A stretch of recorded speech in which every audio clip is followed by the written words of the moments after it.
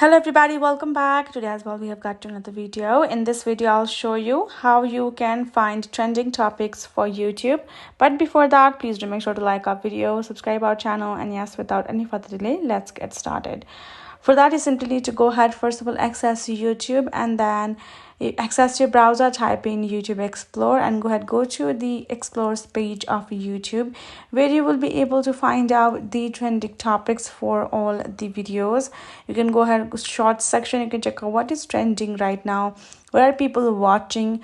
You can check it out accordingly right over here. You can go ahead, go to the all section to check out all long or short videos accordingly, and that's how you will be able to know what's out there and what you can focus on creating videos for. One thing is that another option is for you to simply doing a Google Trends search. All you have to navigate to the Explore tab.